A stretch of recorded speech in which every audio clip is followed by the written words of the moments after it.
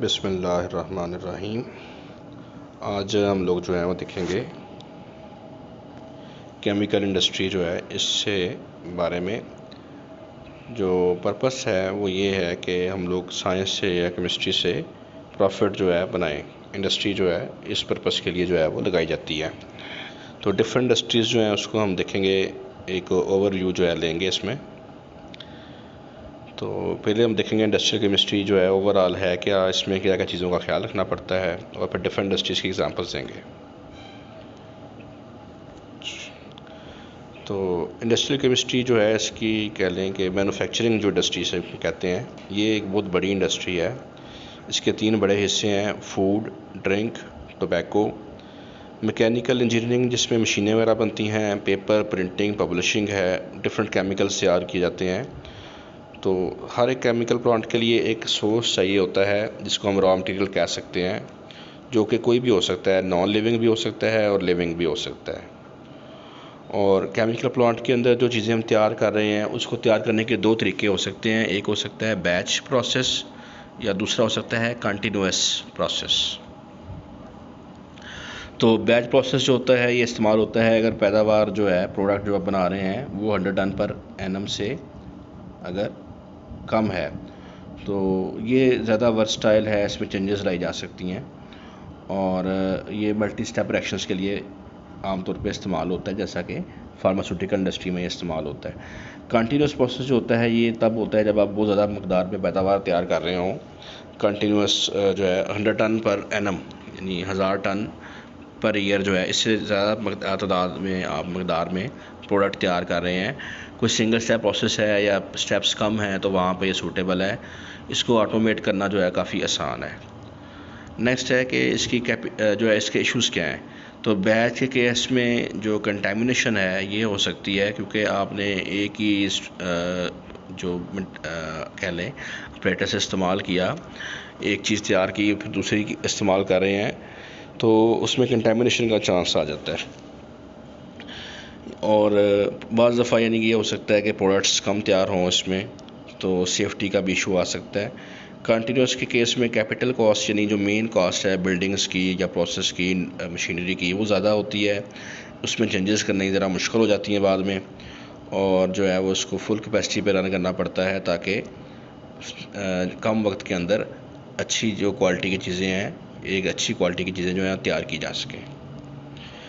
Cost जो होती हैं वो कैपिटल हो सकती हैं, जैसे बिल्डिंग वगैरह हो गई, मशीनरी हो गई, शुरू में जब आप लगा रहे होते हैं तब। वेरिएबल कास्ट होती है जो चेंज हो जाती हैं, जैसे आपने रॉ मटेरियल ख़रीदना है या आपने वेस्ट को ट्रीट करना है या प्रोडक्ट को डिस्पैच करना है। फ़िक्स कॉस्ट वो होती हैं जो अपने बिल्स वगैरह पे करने होते हैं, स्टाफ को पे करना है आपने, या इलेक्ट्रिसिटी का बिल पे करना है, पानी का या गैस का बिल पे करना है, सारे इसमें आ जाएंगे। तो इकोनॉमिक जो कंसिडरेशंस होती हैं वो क्या हो सकती हैं। जो प्रोसेस है हमारा, उसमें पहले हम रॉ मटेरियल को तैयार करते हैं जिसे हम कहते हैं फीड स्टॉक प्रिपरेशन। उसके बाद उसके ऊपर रिएक्शंस वगैरह होते हैं जिसमें टेम्परेचर, प्रेशर, कैटलिस्ट इस्तेमाल होता है। एनर्जी जो है वो रिलीज़ भी हो सकती है, एनर्जी एब्जॉर्ब भी हो सकती है। फिर हमें प्रोडक्ट्स को सेपरेट करना पड़ता है, बाई प्रोडक्ट्स जो है वो अलग करनी पड़ती हैं। जो भी अनरिएक्टेड हमारे पास रॉ मटेरियल होते हैं उनको हम रिसाइकिल कर सकते हैं। तो हमें जो है वो ऑपरेटिंग कंडीशंस जो होती हैं उनका ख्याल रखना पड़ता है, जो कास्ट आ रही है उसके ऊपर उसका ख्याल करना पड़ता है। एनर्जी जो है अगर एब्जॉर्ब हो रही है या एनर्जी रिलीज़ हो रही है तो उसका हमें मैनेज करना पड़ेगा। और लोकेशन जो है वो ऐसी होनी चाहिए इंडस्ट्री की जहाँ पे जो है वो पॉपुलेशन से थोड़ा सा हट के होनी चाहिए, ताकि पोल्यूशन वगैरह का या कोई इस तरह का इशू ना हो। और ज़्यादा दूर नहीं, रॉ मटेरियल जहाँ पे इजीली अवेलेबल हो, वहाँ पे जहाँ पे इलेक्ट्रिसिटी अवेलेबल हो या इस तरह की सहूलतें सारी मौजूद हों। सेफ्टी हो एनवायरनमेंट की, ये भी ज़रूरी है। चॉइसेस जो हम जो है लेते हैं उसमें कास्ट सबसे पहले जो है, क्योंकि उसका प्रॉफिट सबसे अहम है। अवेलेबिलिटी ऑफ फीड स्टॉक बहुत अहम है कि फीड स्टॉक जो आपको चाहिए रॉ मटेरियल वो मिल जाए आपको। रिएक्शन की यील्ड अच्छी होनी चाहिए। और फिर ये देखना पड़ेगा कि जो हमारे पास अनरिएक्टेड मटेरियल है उसको हम रिसाइकिल कर सकते हैं ताकि हमारे जो रिएक्टेंट्स हैं वो वेस्ट ना हो, ज़ाया ना हो। प्रोडक्ट्स जो हैं वो सोल हो सकती हैं, बाई प्रोडक्ट्स जो होती हैं जो तैयार हो रही हैं वो आगे सेल हो सकती हैं या किसी इस्तेमाल में आ सकती हैं। और फिर वेस्ट को डिस्पोज़ करने के क्या ख़र्चे आएंगे वो भी देखना पड़ेगा। एनर्जी कंजप्शन है, खुद तैयार करनी पड़ेगी आपको एनर्जी, या एनर्जी को आपने जो है वो लेना है, अगर ख़रीदना है तो क्या सूरत हाल होगी। कैटलिस्ट का इस्तेमाल होना है, हीट को रिसाइकिल करते हैं, हीट एक्सचेंजर होते हैं जो कि हीट को एब्जॉर्ब कर लेते हैं, वो फिर पानी गर्म होता है उसको इस्तेमाल किया जा सकता है वॉशिंग के लिए या स्टीम बनाने के लिए। इन्वायरमेंटल कोई इश्यूज़ आ रहे हैं वो सॉल्व करने पड़ेंगे आपको। तो जितनी भी आप वैल्यू ऐड करेंगे किसी भी क्रूड प्रोडक्ट के अंदर, उतनी ज़्यादा जो है आपकी अर्निंग होगी। जैसे मिसाल के तौर पे क्रूड ऑयल जो है वो बहुत सस्ता होता है, उससे आप नेफ्था बनाएंगे, नेफ्था से आप प्रोपीन को अलग करेंगे, प्रोपीन से आप पॉलीप्रोपीन बनाएं जो कि पॉलीमर है। फिर इससे आगे कारपेट जो इस्तेमाल होते हैं कालीन वगैरह या इस तरह के। तो जैसे जैसे आपकी प्रोसेसिंग बढ़ रही है, आप वैल्यू ऐड कर रहे हैं, वैसे वैसे आपका जो प्रॉफिट है वो बढ़ता जा रहा है। तो फर्स्ट जो एग्ज़ाम्पल हम ले रहे हैं यहाँ पे वो फर्टिलाइज़र इंडस्ट्री है। फर्टिलाइज़र इंडस्ट्री जो है इसमें आमतौर पे जो यूरिया है उसकी हम बात कर रहे हैं, अमोनिया की मिसाल दे रहे हैं। हैबर प्रोसेस जो है इसमें नाइट्रोजन और हाइड्रोजन जो है ये रिएक्ट करते हैं, अमोनिया तैयार करते हैं। तो नाइट्रोजन जो है ये हमें रॉ मटीरियल के तौर पे एयर से मिल जाएगी, नेचुरली मिल जाएगी। दूसरी जो चीज़ चाहिए हमें वो हाइड्रोजन है, तो वो आमतौर पर मीथेन से हासिल करते हैं। मीथेन को और पानी को हम रिएक्ट करवाते हैं, आगे रिएक्शन जिसके आ जाएंगे। कैटलिस्ट का इस्तेमाल करते हुए एयर के ज़रिए से हम लोग जो है वो हाइड्रोजन गैस तैयार कर लेते हैं, और फिर हाइड्रोजन गैस जो होती है तो उससे फिर हम लोग जो है वो नाइट्रोजन का रिएक्शन करवाते हैं। कार्बन डाइऑक्साइड गैस की रिमूवल होती है, अल्कली वगैरह ऐड होती है। तो ये डिफरेंट स्टेप्स हैं जो कि अमोनिया की तैयारी में इस्तेमाल होते हैं। तो हाबर प्रोसेस में ये होता है कि नाइट्रोजन और हाइड्रोजन रिएक्ट करते हैं, हमारे पास अमोनिया गैस बनती है, और इसकी जो डेल्टा एच की वैल्यू है वो माइनस में है, यानी ये रिएक्शन जो है वो एक्सोथर्मिक है। तो ये एक इक्विलिब्रियम प्रोसेस है। तो अगर टेम्परेचर को कम करेंगे हम लोग तो ये राइट साइड पे शिफ्ट हो सकता है, क्योंकि रिएक्शन जो है वो एक्सोथर्मिक है। इसका जो रिएक्शन रेट है उसको फास्ट करने के लिए हम लोग कैटलिस्ट इस्तेमाल कर सकते हैं। हाई प्रेशर जो है ये भी इस्तेमाल किया जा सकता है, ताकि जो है वो हमारे पास प्रोडक्ट जो है वो ज़्यादा बन जाए, क्योंकि जो प्रोडक्ट है उसके मोल्स जो हैं वो कम हैं। तो प्रेशर बढ़ाने से जो है वो रिएक्शन फॉरवर्ड हो सकता है। टेम्परेचर जो इस्तेमाल करेंगे हम लोग वो 500 सेंटीग्रेड होगा। प्रेशर जो है तकरीबन 150 एटमॉस्फेयर इस्तेमाल करेंगे, तो हमारे पास जो यील्ड आएगी अमोनिया की वो आएगी तकरीबन 15%, यानी कि यील्ड आएगी इसमें। और हम लोग क्या करेंगे, हम लोग जो है इसको रिमूव करेंगे। जो अमोनिया है ये -33 सेंटीग्रेड पे लिक्विड में कन्वर्ट हो जाएगी, इसको अलग कर लेंगे। और जो नाइट्रोजन और हाइड्रोजन गैसें हैं, अनरिएक्टेड गैसें हैं, उनको वापस हम लोग रिसाइकिल कर देंगे। तो ओवरऑल जो है ये एक एक्सोथर्मिक प्रोसेस है जो कि यहाँ पे दिखाया गया है, सारी टोटल करके है इसको। तो पहले हम लोग जो है वो फर्स्ट स्टेप जो है उसमें मीथेन गैस का रिएक्शन करवा रहे हैं वाटर से, इसको बोलते हैं स्टीम रीफॉर्मिंग। इसमें हमारे पास बनती है कार्बन मोनोऑक्साइड और हाइड्रोजन गैस, और इसमें जो है वो डेल्टा एच की जो वैल्यू है वो पॉजिटिव है 210 किलो जूल। सेकंड जो रिएक्शन है इसमें हम लोग जो है वो नाइट्रोजन गैस जो है ये बना रहे हैं और वाटर बना रहे हैं। तो इसमें देखें आप रिएक्शन हो रहा है हाइड्रोजन गैस का ऑक्सीजन गैस से, वाटर बन जाएगा, और नाइट्रोजन गैस जो है हमारे पास वो सेपरेट हो जाएगी, और अब इसको हम इस्तेमाल कर सकते हैं नाइट्रोजन गैस को। नेक्स्ट जो रिएक्शन है इसमें कार्बन मोनोऑक्साइड और वाटर जो हैं ये रिएक्ट कर रहे हैं, हमारे पास बन रही है कार्बन डाइऑक्साइड गैस और हाइड्रोजन गैस। अब इन दोनों गैसों को हम अलग कर सकते हैं। तो in order to achieve a ratio of 3 times hydrogen to nitrogen, यानी रिएक्शन जो है उसकी स्टोइकियोमेट्री में अब देखें, जो रिएक्शन है उसमें यह है कि नाइट्रोजन के मुकाबले में जो हाइड्रोजन है वो 3 टाइम्स से चाहिए। तो उसके लिए हमें क्या करना पड़ेगा, जो स्टेज 1 है और स्टेज 3 है, they are needed to be 3.5 times greater than the stage 2। तो जो हम लोग जो है वो इसको यानी कि इंक्रीज़ करेंगे, तो यहाँ पे इन्होंने कंबाइन कर दिया है 3 स्टेजेस को। 3.5 टाइम्स जो है आप देखें इसने मल्टीप्लाई किया है मीथेन को, ताकि जो है वो डेल्टा एच की जो वैल्यू है वो हमारे पास इतनी हो जाए कि ओवरऑल जो है वो हमारे पास जो टोटल डेल्टा एच की वैल्यू है वो माइनस में आए। तो तीनों स्टेजेस को उन्होंने कंबाइन किया है। आप देखें रिएक्टेंट सारे ऐड कर दिए हैं, मीथेन ऐड कर दी है, नाइट्रोजन भी ऐड कर दी है, ऑक्सीजन भी ऐड कर दी है, पानी के मालिक्यूल जो थे वो भी ऐड कर दिए हैं। तो ये सारे हो गए रिएक्टेंट्स। जो प्रोडक्ट्स हैं उनमें देखें आप तो नाइट्रोजन भी है हमारे पास, हाइड्रोजन जो है बन रही है हमारे पास, तो इसके अलावा कार्बन डाइऑक्साइड गैस बन रही है। तो डेल्टा एच की जो वैल्यू है वो हमारे पास जो है वो 3.5 से मल्टीप्लाई हो जाएगी इसकी भी, तो ओवरऑल जो वैल्यू आएगी वो आएगी -41। तो ये चीज़ अब जो है वो हर स्टेप के अंदर हमें देखना पड़ेगा कि कौन सा रिएक्शन जो है वो एक्सोथर्मिक है, कौन सा जो है वो एंडोथर्मिक है। नेक्स्ट जो एग्जांपल है हमारे पास वो है सल्फ्यूरिक एसिड इंडस्ट्री की। इसको तैयार किया जाता है कॉन्टैक्ट प्रोसेस से, और सल्फ़र जो है इसको ऑक्सीजन के अंदर बर्न करते हैं, बर्नर होते हैं। तो स्टेज 1 जो है यहाँ पे हमारे पास SO2 बनेगी। SO2 गैस जो है ये आगे जाएगी, और आगे है कैटालिटिक कन्वर्टर। इसमें जो है कैटलिस्ट इस्तेमाल करते हैं V2O5 वैनेडियम पेंटाऑक्साइड, और ये कन्वर्ट हो जाएगी SO3 में। नेक्स्ट जो है वो स्टेज 3 है, इसमें इसको एब्जॉर्ब करेंगे H2SO4 के अंदर। तो हमारे पास जो है वो ओलियम बनेगा, और ओलियम में हम थोड़ा सा वाटर मिक्स करेंगे तो हमारे पास H2SO4 बन जाएगा। तो तकरीबन जो है वो कह लें कि इस एसिड को हम इस्तेमाल कर रहे होते हैं ओलियम बनाने के लिए। तो जो वेस्ट गैसेस वगैरह होती हैं वो रिसाइकल की जा सकती हैं इसके अंदर। तो सल्फ्यूरिक एसिड जो है इसमें जो रॉ मटेरियल है वो वाटर है, O2 है जो कि हम हवा से ले रहे हैं, सल्फ़र है जो कि जो है और है मिनरल से मिल जाती है, डिफरेंट मिनरल्स से मिल जाती है।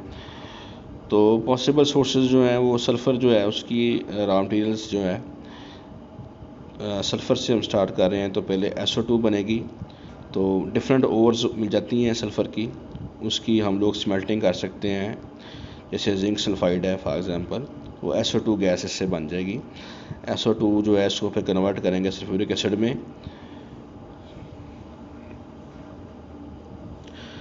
कैल्शियम सल्फेट जो है इसको हम लोग जो है रोस्ट कर सकते हैं कोक से और सिलिका से। तो इससे कैल्शियम का सिलिकेट बनेगा और सल्फर डाइऑक्साइड बन सकता है इससे भी।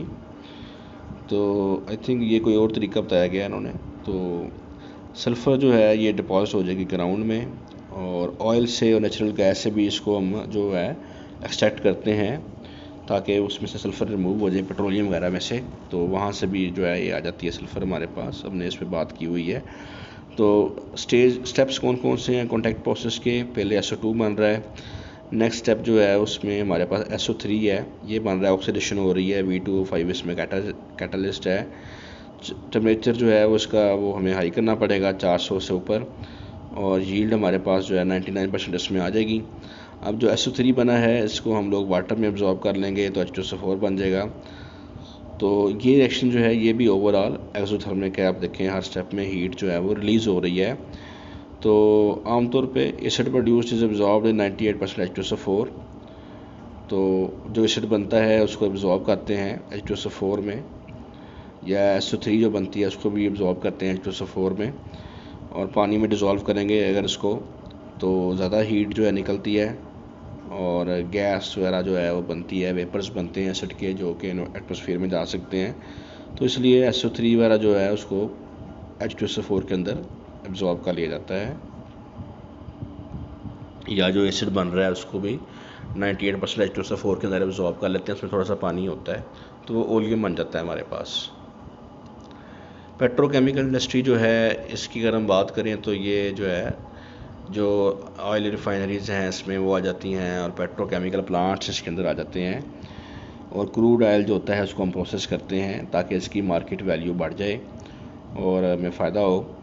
तो ये एक कंटिन्यूस प्रोसेस है, और जो फैक्शंस होती हैं उनके बहुत सारे इस्तेमाल होते हैं, और जो हैवी फैक्शंस होती हैं उनकी बाद में क्रैकिंग की जाती है ताकि उससे जो है वो छोटे मालिक्यूल बनाए जाएं की फीड स्टॉक। वो जो छोटे मालिक्यूल होते हैं जैसे इथीन है, वो उससे फिर पॉलीथीन बनती है जो कि प्लास्टिक इंडस्ट्री में इस्तेमाल होते हैं। तो यहाँ पे तस्वीर में दिखाए गए हैं रिफाइनिंग टावर्स जहाँ पे रिफाइनिंग की जाती है। तो रिफाइनरी गैस जो है इसमें प्रोपेन और ब्यूटेन है, बोटल्ड गैसेस। गैसोलीन है जो को प्योरीफाई करते हैं, उसको थोड़ा सा ब्लेंड करते हैं, उससे पेट्रोल बनाया जाता है जो कि इस्तेमाल होता है फ्यूल के तौर पे।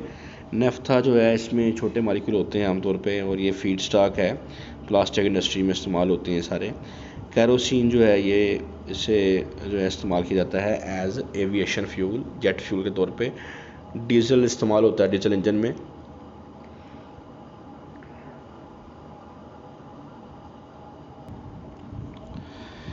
तो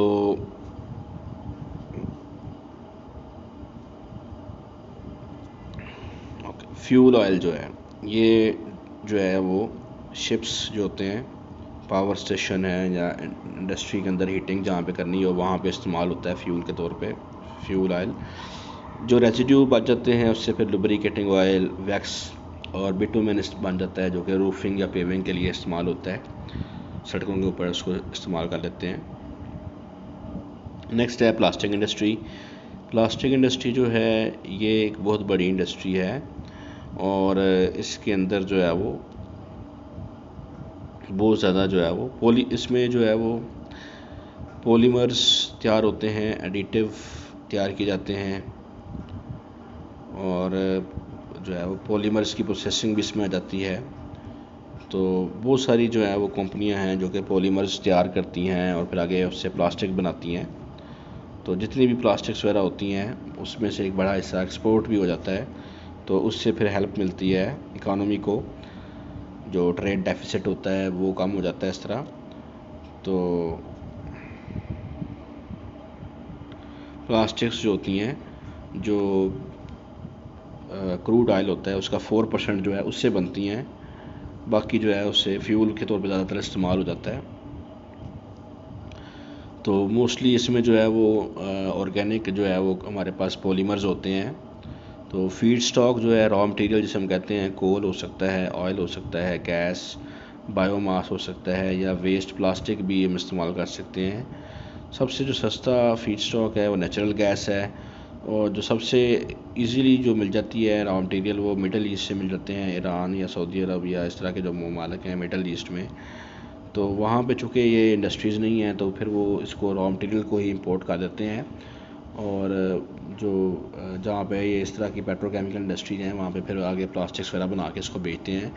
पीवीसी जो है ये इसमें पॉलीविनाइल क्लोराइड जिसे कहते हैं, ये प्लास्टिक के तो पाइप वगैरह इससे बनते हैं। ये इसमें क्लोरीन भी इस्तेमाल होती है, तो ये वहाँ पे होगी जहाँ पे क्लोरीन अवेलेबल हो। तो क्लोरीन जो होती है ये आमतौर पे सोडियम क्लोराइड से बनती है।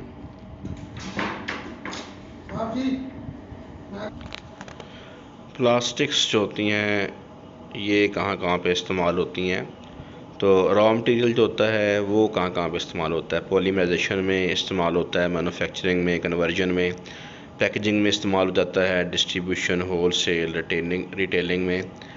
कंज्यूमर्स होते हैं यानी कि या डोमेस्टिक वेस्ट में चला जाएगा कुछ ना कुछ, तो कुछ केमिकल रिसाइकलिंग में चला जाता है, कुछ मटेरियल रिसाइकलिंग में, कुछ जो है वो डोमेस्टिक वेस्ट होता है वो इस्तेमाल हो जाता है।